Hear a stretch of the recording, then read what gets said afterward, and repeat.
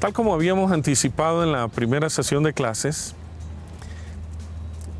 en esta segunda unidad estaremos trabajando con la historia de las misiones. Es importante en la construcción de nuestra identidad también reconocer nuestro pasado histórico. Por supuesto, hay diversas maneras de hacerlo, diversas perspectivas. Por ejemplo, está la perspectiva de Justo González, de Jonathan Lewis, como también de Hans Küng. Junto a Hans Küng, pues obviamente David Bosch. Hemos escogido para esta ocasión usar la perspectiva de Hans Küng y de donde bebe David Bosch para construir un acercamiento histórico a nuestra identidad misional. Él parte desde la concepción de los paradigmas. Un paradigma, ustedes saben, es una manera de ver las cosas y de solucionarlas. Ve diversos paradigmas, pero en este caso vinculado a las etapas históricas que comúnmente se distinguen en las historias universales. Bien, parte de el paradigma protocristiano judaico. Todo esto para decir del paradigma de la iglesia naciente en Jerusalén, que tiene todo su antecedente judío, pero ahora una perspectiva diferente, que es la perspectiva del cristianismo. Él dice que desde esa óptica, la iglesia y su misión era una iglesia de carácter peregrina, centrado en la evangelización, con una visión escatológica, donde no había tiempo para nada, sino para predicar frenéticamente el evangelio del reino. A propósito, Michael Green en el libro La evangelización en la iglesia primitiva señalaba que esta gente estaba mediada por tres motivaciones fundamentales. La primera, un sentido enorme de gratitud a Dios por que les había dado razón de ser. No se olviden que en el marco del Imperio Romano, los esclavos, las mujeres, los niños, eran mucho menos que seres humanos. Y en el cristianismo llegan a ser personas. Por eso su sentido de gratitud. Luego, Michael Green también cita que tenían un sentido de responsabilidad. Frente a semejante beneficio, eran responsables para poder extender el evangelio, como bien lo señalaba la Escritura, a tiempo y fuera de tiempo. Pero la otra motivación era la urgencia escatológica. Había que predicar el evangelio y darlo a conocer en toda la cuenca del Mediterráneo. Dícese entonces la parte sur de Europa, Asia y el norte de África, que era todo el Imperio Romano.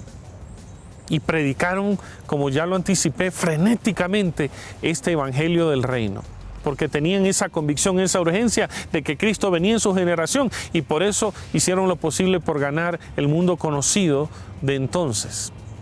A este se refiere Hans Küng como el paradigma protocristiano judaico. Seguidamente le deviene un momento diferente a la iglesia, y es el momento de afirmación de esa iglesia cristiana naciente que empieza a tomar cierta forma y estructura. Me refiero al paradigma helénico bizantino. No se olviden que hasta entonces el cristianismo mantenía, en el primer paradigma, mantenía hasta mediados del siglo IV una estructura de movimiento. Un movimiento tiene una estructura funcional a los propósitos para que se pueda mover, pero no se institucionaliza. En cambio, en este paradigma, el helénico bizantino, el cristianismo empieza a estructurarse, a crear superestructuras, o como bien lo mencionaba Jim Getz en ese libro, Refinemos la perspectiva de la iglesia, que el cristianismo que tiende a institucionalizarse prontamente empieza a decaer, a fosilizarse y a perder su energía y vigor. Pues bien, esto es lo que pasa aquí. Tal vez para dar más señales, es en este periodo donde se cambia la estructura fundamental de la iglesia, de Dios, Cristo, apóstoles, iglesia, a una estructura diferente como Dios, Cristo, Pedro y se institucionaliza ya la figura jerárquica del Papa, los obispos y la Iglesia. Aquí se da ya el germen del institucionalismo que fuera a crearnos serios problemas en el devenir histórico del movimiento cristiano y de su misión. Bien, el tercer paradigma de la historia del cristianismo y del desarrollo de su misión está mediado por el paradigma medieval católico romano, que por cierto se empieza a afirmar con el inicio de la Edad Media hasta la Alta Edad Media, previo al Renacimiento, siglo XIII, siglo XIV.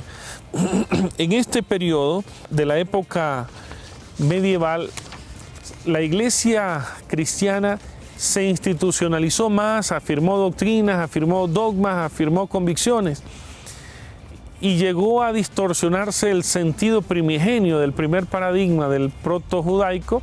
De ser un movimiento pasa a ser una institución.